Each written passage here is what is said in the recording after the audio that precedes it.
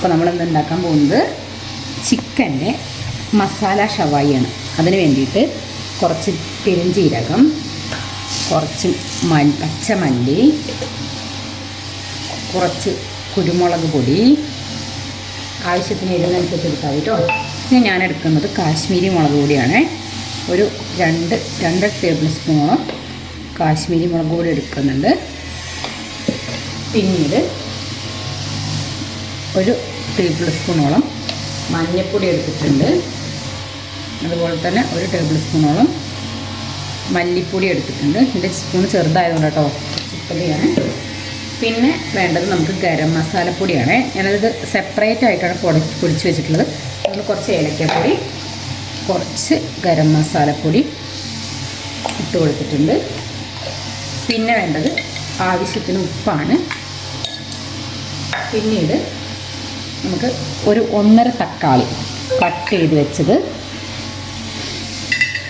ഇനി നമുക്ക് ആവശ്യമായിട്ടുള്ളത് ഒരു 2 പച്ചമുളക്, കുറച്ച് മല്ലിച്ചപ്പിൻ്റെയും പുതിനയുടെയും ഇല, പിന്നെ ഒരു 10-20 ചെറിയുള്ളി. ഇത്രയും സാധനങ്ങൾ നമുക്ക് ഇട്ടിട്ടൊന്ന് മിക്സിയിലിട്ടിട്ട് അടിച്ചെടുത്തിട്ട് വരാം. അപ്പോൾ നമ്മൾ കഴുകി വെച്ചിട്ടുള്ള ചിക്കനാണ്.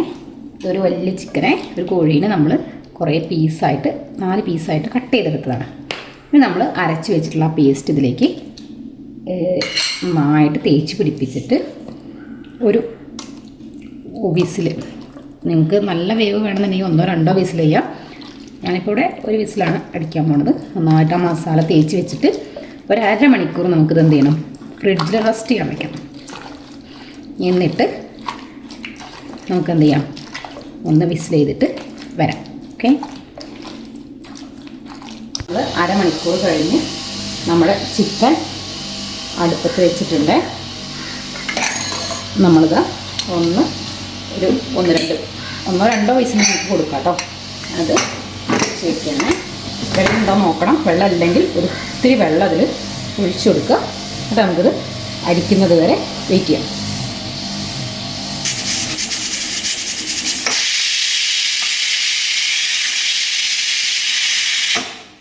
പഠിച്ചിട്ടുണ്ട്. നമ്മൾ കുക്കർ തുറന്നിട്ടുണ്ട്.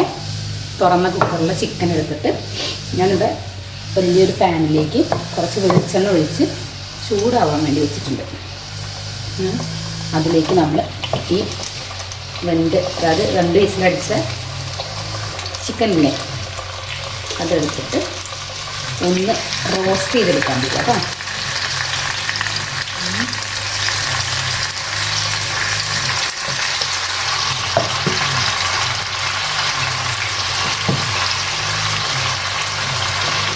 നമ്മൾ മസാലയും കുറച്ച്, അത് ഗ്രേവി അല്ലേ, അപ്പം അതൊന്ന് കുറച്ച് പിന്നെ മുകളിലേക്കായിട്ട് സ്പ്രെഡ് ചെയ്തെടുക്കാം. പിന്നെ മസാല എന്നിട്ട് അതിൻ്റെ നല്ല ടേസ്റ്റുള്ള മസാലയാണ്.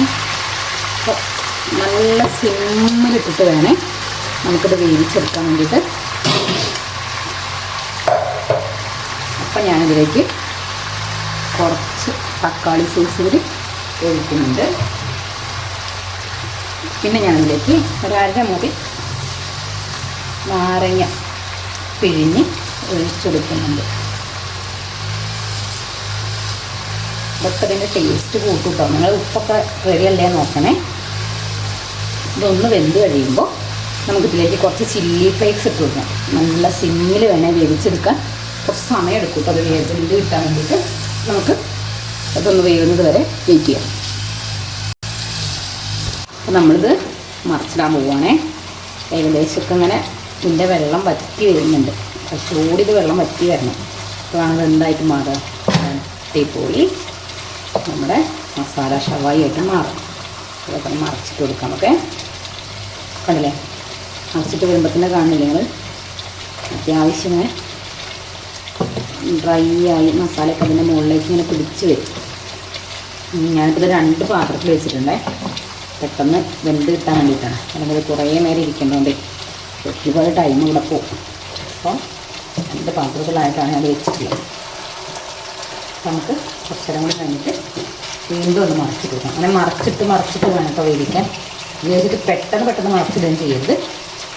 ഒരു 10-15 മിനിറ്റൊക്കെ വെച്ച് നമ്മളത് ശ്രദ്ധിക്കണം. വെള്ളം വറ്റുന്നുണ്ടോ, അടി പിടിക്കുന്നുണ്ടോ എന്നൊക്കെ നമ്മൾ ശ്രദ്ധിച്ചിട്ട് വേണം ചെയ്യാൻ വേണ്ടിയിട്ട്. ഓക്കെ, അതെ ഏകദേശം നമ്മുടെ മസാല ഷവായിയൊക്കെ സെറ്റായി വന്നിട്ടുണ്ടേ. ഇനി നമ്മളിതിലേക്ക് കുറച്ച് ചില്ലി ഫ്ലേക്സ് ഇട്ട് കൊടുക്കണേ. അപ്പം നന്നായിട്ട് ഇളക്കി കൊടുക്കണേ.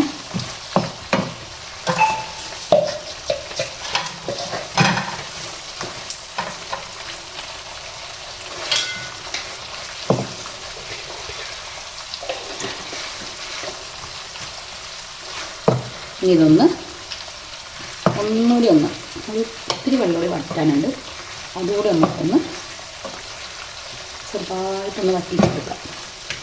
അത് ഒന്നുകൂടി വറ്റുമ്പോൾ ശരിക്കും മസാലകളൊക്കെ ഇതുമ്മേ സോഫ്റ്റായിട്ടൊന്ന് പിടിക്കും. ഓക്കെ, ഇനി ഒരു 5 മിനിറ്റിൽ നമുക്കിതിങ്ങനെ കൊടുക്കാം കേട്ടോ.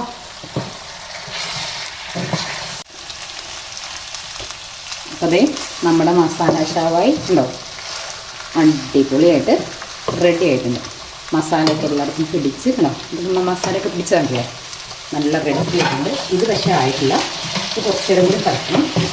അപ്പോൾ നമുക്ക് ഈ മസാല ഷവായി നമുക്ക് എന്ത് ചെയ്യാം, ചപ്പാത്തീൻ്റെ കൂടെയോ പൊറോട്ടയുടെ കൂടെയൊക്കെ നല്ല അടിപൊളിയായിട്ട് കഴിക്കാൻ പറ്റിയിട്ടുള്ള ഡിഷാണേ.